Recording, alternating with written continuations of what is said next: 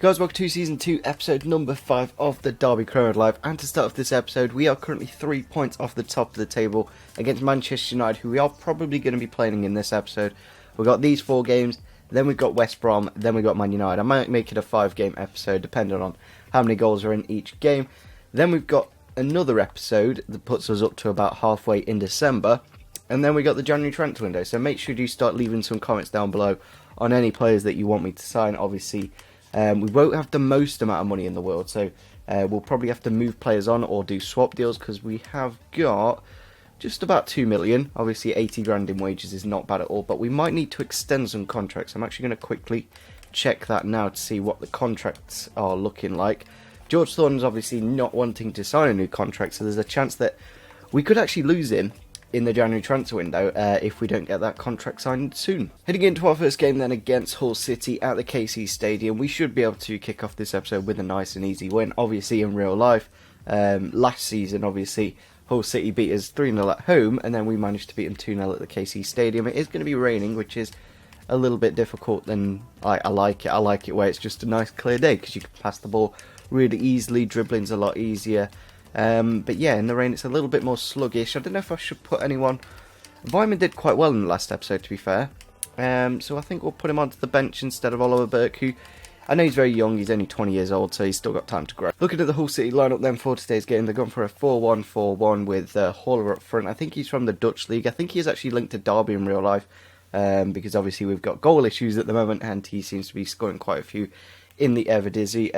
Obviously Ryan Mason and Ayub also from the Eredivisie. Ayub is Hogg, I'm not too sure who is at the CDM role, but yeah, basically the back 5 and the normal wingers for Hull.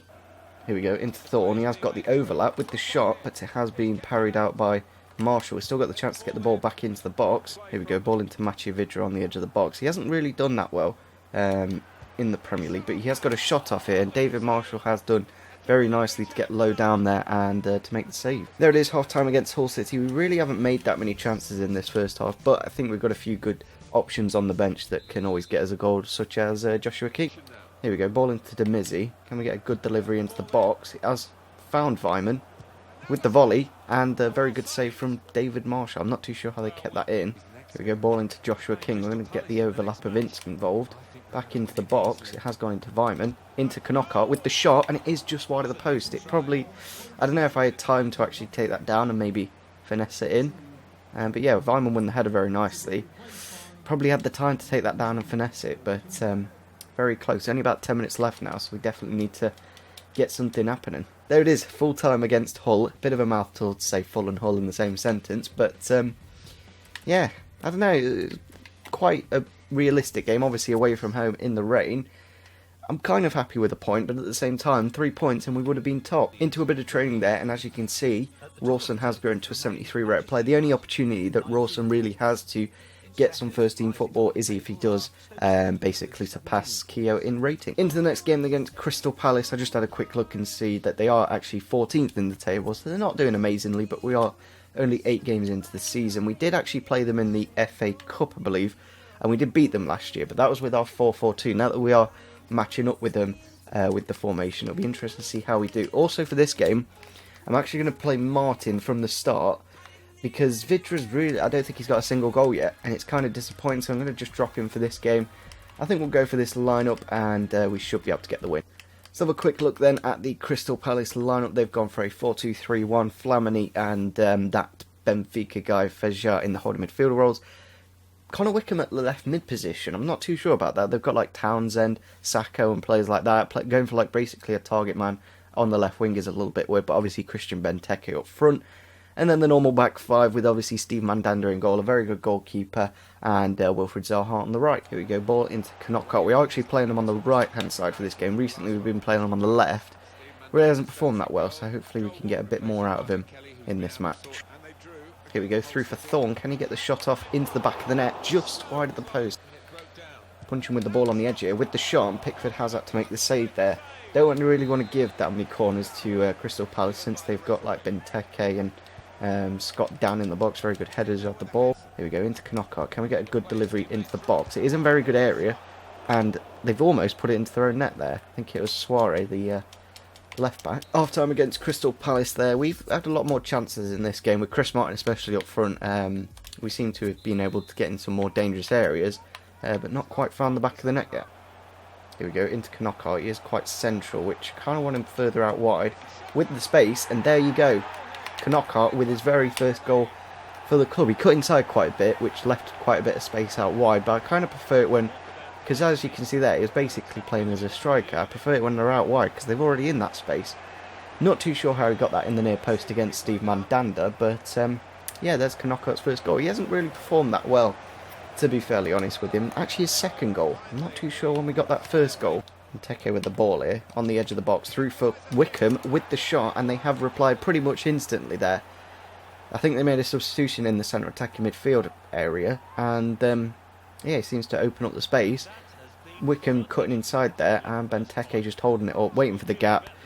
Again, Keogh out of position. I know I do drag them out quite a bit, the centre-backs, but they're always not quite where I want them. And there it is, full-time against Crystal Palace. We did get an injury late onto Will Hughes, so we're going to have to see what the feedback is on that.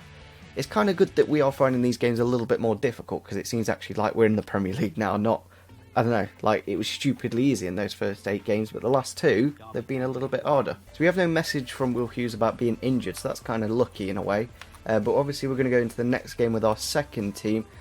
It is away from home and it is in the Cup, so it could be a bit of a Cup shock, of course. We could lose to Port Vale, so we're still going to have to play quite a strong team. I was going to sign up some of our youth players, but the ones that I actually want, they're like too young to play, so it's kind of frustrating that I can't actually use them.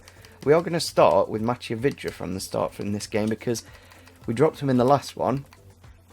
Because he just really hasn't performed that well in the Premier League so far. Let's have a look at the Port Vale lineup. I'm not too sure if I'm going to know any of their players, but they are playing 4-4-1-1.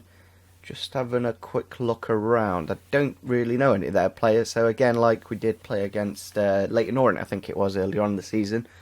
It's going to be interesting to see how we do. Obviously, we should be able to beat them, but you never know, it's the Cup. Here we go, ball into Vidra. I'm going to take the early shot here. It is just wide of the post. That's what I kind of do need to do a little bit more with Vidra. Trying to like walk it into the back of the net. He does actually have quite a decent, good finesse shot from distance. Now it is half time against Port Vale. They seem to have had the better chances, but we've still made quite a few. Here we go, into Weitman. Can we get it out wide to Cuenca? He's in quite a bit of space. Can he get the shot off though? Yes, he can. We have just substituted him off because he does actually have quite bad stamina. I'll quickly show you. It's only the 64th minute against Port Vale, but as you can see, compared to Russell, it's practically like half the stamina. So, yeah, we've made 3 substitutions, King, Burke and Bryson coming on. Vale on the attack here. They've got it through for Patterson, but a save from Mitchell, but the rebound has gone into the back of the net. Literally out of nothing, Port Vale do get back into the game. Yeah, we kind of pushed both the centre-backs out again. Mitchell made a good save, but didn't quite get it clear. Here we go, ball through for Hendrick. Can he get the shot off? Yes, he can, inside of the post. And it's not gone into the back of the net somehow. And there it is, full time against Port Vale. Yeah, it does go to an extra time. So it's kind of crazy how we've really struggled in this episode. I'm not too sure if it's just not my day for FIFA. But yeah, it's going to be interesting to see. I'm kind of shooting myself now that I did put Santos in instead of Joshua King. I thought, oh, we're 1-0 up. We don't need the extra man to create chances. So we'll just bring on Santos for the last few minutes. Seems like that's backfired now, and there's a chance we could potentially lose this. There we go, Varman's got loads of space to run into, but I don't know if he can get past the man. Gets it inside to Jeff Hendrick, over to Burke with the shot. I should have taken my time, I don't know why I took that first time. Really annoying. Now it is full time, we are going to have to go to penalties. 14 shots for us, 7 on target. They've done really well, to be fair, Port Vale, to prevent these goals from going in, but we're going to have to do some penalties now. And the AI are actually really good this year, so it is going to be interesting. First penalty then. This is what counts. We need to get this nice and easily save. Very good save there from Jonathan Mitchell. It's going to be interesting to see how in sync these videos are, obviously. Nice penalty there from Vidra. Let's put it into the bottom right. Next one here for Port Vale. I'm going to go the same direction. It seemed to have worked. We went down the middle. A little bit lucky there, but obviously we are still 1-0 up. I'm going to go to the left this time. And we have put it into the back of the net there with Weitman. Next penalty here for Bryson. Goes to the left. And I don't know if we can just continue this penalty shootout. I think Port Vale do need to save one before it gets to 5-5. We have... I thought we saved that. He got his hands on it, but it didn't quite get saved. We're going to go to the right this time, and we have put it into the back of the net there. I think this is the penalty that they have to score, and if they miss it, yeah, they're done. Kiko, not too sure if he's Spanish. We're going to tell him to go this direction, but he goes the other way. Jeff Hendrick here with the penno. I think if we do score this, we do win, and we have found the back of the net there and won the game. Wasn't the way I wanted to really do it. I wanted to probably win it in 90 minutes and save a bit of fitness to our players, but it's good to get a few of the players that haven't played that many games just a few more hours. Obviously Jeff Hendrick winning the shootout for us. I don't know, I feel like we got a little bit lucky, but at the same time we probably did deserve the win. So in the next round of the Cup we will have Brighton, and I'm quite happy with that. There's quite a few bigger teams in there that we could have been drawn against, and if we do win that game we'll be through to the semis, and then we'll be through to the final. So it's a very good chance that we could win the EFL Cup. I know it's not the most amazing cup in the world, but a cup's a cup. I think we'll be playing the Spurs game and then potentially the West Brom game. I'm not too sure. We haven't had that many goals in these games. 1-1, and depends on how we do in the Spurs game. Into the game then against Spurs. As you can see from the table, we have dropped a few points from Man United now. We are 4 points off the leaders, but I kind of don't want to do that well, because it'd be really boring. You get promoted from the Championship and you're already in the Champions League positions. That'd be kind of crazy. We're obviously going to go for our first team. I think we'll stick Joshua King in from the start, see how he does. We can always bring on Martin late on. So this Tottenham Hotspur lineup is very, very weak. We should easily win. Their team is full of very young players. I think the only first team kind of player, maybe Ben Davies, but obviously Danny Rose normally goes in ahead of him. Same with Kieran Trippier. There's not been Walker in there. Yeah, Sissoko on the right, but they normally have Lamella there. And then Ericsson on the left, Ali down the middle. No Wanyama, no Dyer. I think they've sold Laurie, Kane and Alderweireld, so there's still Vertonghen missing. So, like, it's kind of frustrating that I'm in the Premier League, but I'm not playing against Premier League teams. I'm playing against Premier League youth teams. Knockout with a ball here into the box, into Joshua King. He has found the back of the net, and it isn't offside. I wasn't too sure if it was offside or not. Joshua King, he seems to be a little bit more stronger than Vydra. Like, Vydra's not quite got the strength and the height that King has, and yeah, we could just whip the balls in with Joshua King in the box. He doesn't always do that well from the start, but in this game, as you can see, he's kicked off the scoreline very early on against a very good side. You say a very good side, but they're playing like a youth team. Like, literally, you couldn't get a worse. If you got the full 25 Tottenham players that they do have on career mode, this is their worst 25. It's just frustrating. Like, you get promoted on career mode, and then the AI go, you know what, I'm going to be playing a youth team. Because then you just win every game.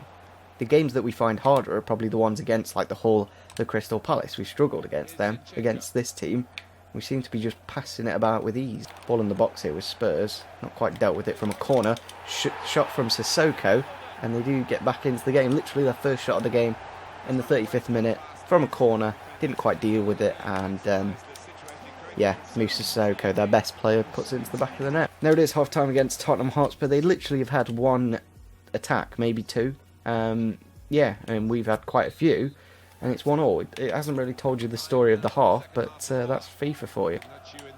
Can we get it through for King? We have just about put a little bit too much pace on it, but we still have the chance, and he has found the back of the net there, Joshua King. I thought I put a little bit too much with the pass from Thorne, but he just about got on the end of that with his 96 sprint speed. Keeper came out, went for the finesse shot at the near post, managed to get into the back of the net.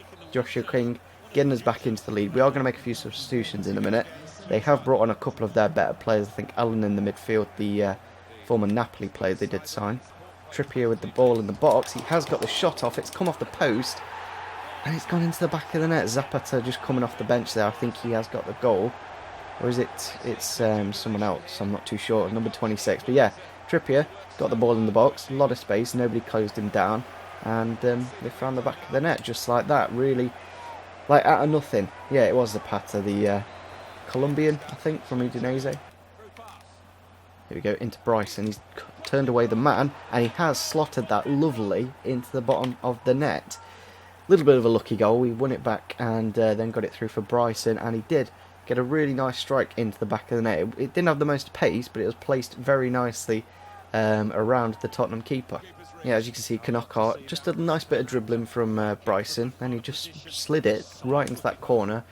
And yeah, it's nice to see Bryson get a goal because he doesn't play that much in the Premier League.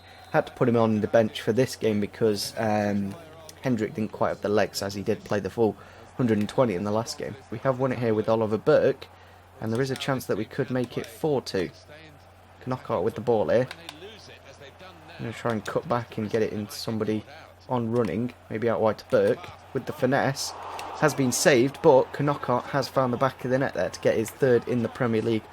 Back-to-back goals so far for Knockout in the Prem. Good to see him get some goals because I was kind of debating whether he was worth keeping in the side because he really hadn't performed that well, but he's kind of brought it back in this episode and kept him in the team. But yeah, 4-2 against Spurs, pretty much won the game now. Nice through ball through for Burke, cuts inside with the finesse, keeper doesn't quite deal with it, and Knockout just walks it into the back of the net. And there it is, full time against Tottenham Hotspur, a 6-goal thriller in the end. Obviously they, I don't know, if they started with their first team, I feel like I would have done better, but because they started with such a weird team, 2 shots, 2 goals, it's kind of FIFA aids for you. But yeah, we won the game in the end and got the 3 points. Going into a bit of training then, and we probably are going to end off the episode pretty soon because that game was a 6-goal thriller, and we have actually been recording for over an hour and a half now. I don't want to make these episodes too long, so I feel just keeping them around that 20-minute mark is about right.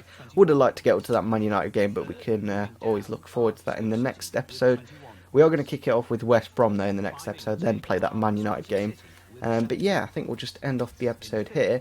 We have got a youth report back. Like, the ones that I actually want, this Wolf guy's decent, but the ones that I really want are the ones that are 15 years old. That kind of sounds wrong if you take it out of context, but this guy here, Schmitz, is definitely the one that is looking quite good. Obviously 80 to 94 potential, very, very good indeed, and hopefully he's got like 4-star skills, because we can actually slot him into the team that way.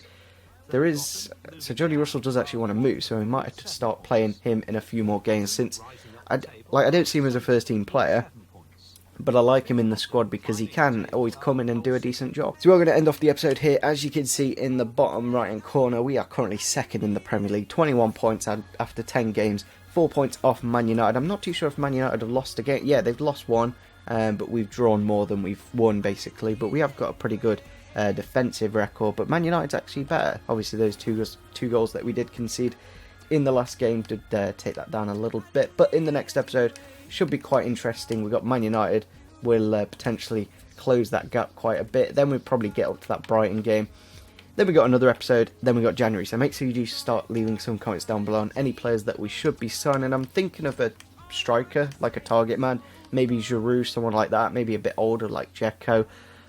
Yeah, they could just fill in a role till the end of the season, because Vidra's really not done the job, but obviously Joshua King, I'm not too sure if he's actually the top goal scorer now.